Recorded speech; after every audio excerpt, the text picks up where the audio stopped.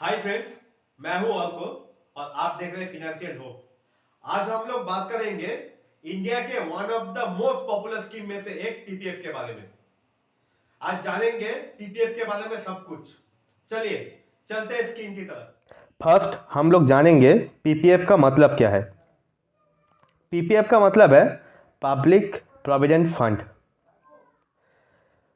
और इसका major benefits क्या है, किस लिए हम लोग पीपीएफ खोले।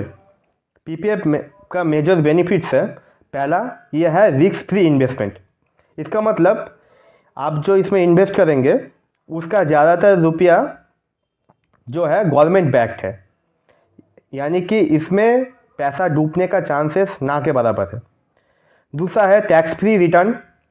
टैक्स फ्री रिटर्न का मतलब है इसमें जो रुपया आप डालेंगे उसके ऊपर ना कोई टैक्स लगेगा, ना जो रिटर्न आपको मिलेगा यानी कि इंटरेस्ट उसके ऊपर कोई टैक्स लगेगा। तीसरा चीज़ है टैक्स रिबेट अंडर 80C, वो है 1.5 लाख तक। इसका मतलब आप जो रुपया रखेंगे इसमें आपको 80C के अंदर जो टैक्स रिबेट मिलता है 1.5 लाख तक, वो भी इससे आपको मिलेगा। इसका मतलब आपको बहुत सारा बेनिफिट एक साथ मिलेगा पीपीएफ में। अब हम लोग जानेंगे इसका एलिजिबिलिटी क्राइटेरिया क्या है, यानी कि कौन कौन ये अकाउंट खुला सकता है। फर्स्ट ऑफ ऑल, जो भी रेसिडेंट ऑफ इंडिया है वही ये अकाउंट खुला सकता है। 1% एक ही अकाउंट खुला सकता है। इसका मतलब आप जो भी बैंक हो या पोस्ट ऑफिस हो, जहाँ पर भी हो, आप 1% एक ही अकाउंट खुला सकते हैं। थर्ड चीज़ है कोई भी एनआरआई ये अकाउंट नहीं खुला सकता है। उसके बाद है अकाउंट कहाँ पर खोल सकते हैं।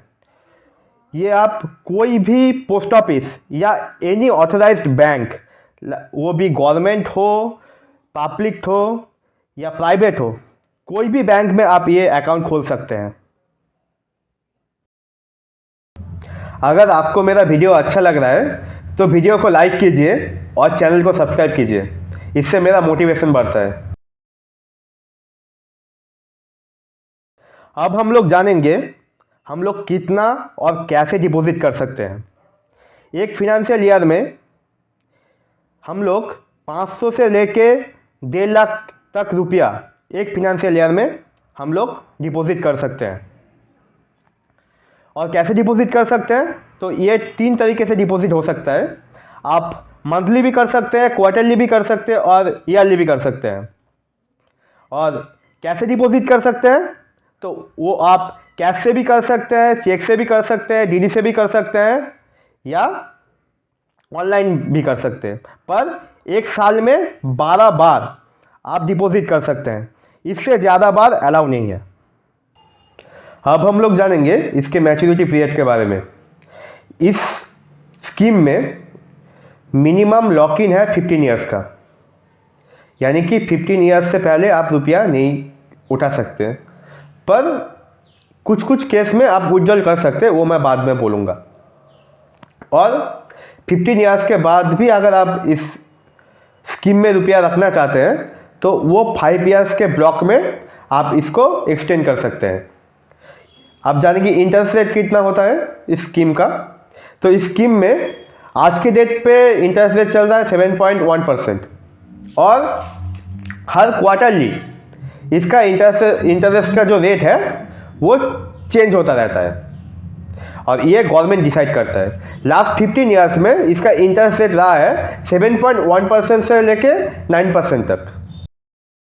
अब बात आता है कि अगर आपको कभी इमरजेंसी में पैसे का ज़रूरत पड़ा तो आप क्या इस स्कीम से पैसा विड्रॉ कर सकते हैं, तो इसका आंसर है हाँ, आप कर सकते हैं।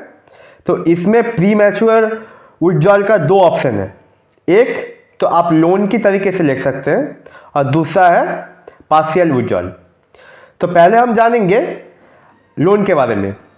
तो लोन जो है वो आप इस स्कीम के 3rd ईयर से लेके 6th ईयर के अंदर ले सकते हैं। और इसमें जो रुपया आप लोन के लिए लेंगे उसमें इंटरेस्ट आपका पड़ेगा, जो पीपीएफ का इंटरेस्ट है। सोच के चलिए अभी जो इंटरेस्ट चल रहा है 7.1%, उसके साथ 2% एक्स्ट्रा, इसका मतलब आपको पड़ेगा 9.1%। अब आते हैं पार्शियल विड्रॉल के बारे में।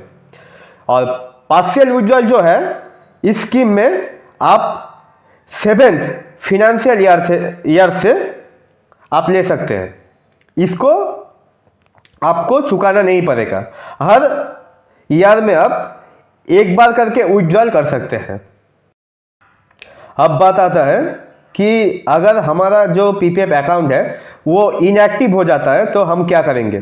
तो पीपीएफ अकाउंट कैसे इनएक्टिव होता है कि आपका जो मिनिमम अमाउंट जो ईयरली डिपॉजिट करना पड़ता है वो 500 रुपीज़ है। अगर वो आप नहीं करते हैं तो आपका अकाउंट जो है इनएक्टिव हो जाता है। तो इसके लिए आपको चिंता करने का कोई ज़रूरत नहीं है, इसको आप आराम से रिवाइव कर सकते हैं। इसके लिए आपको थोड़ा सा कुछ पेनल्टी देना पड़ेगा।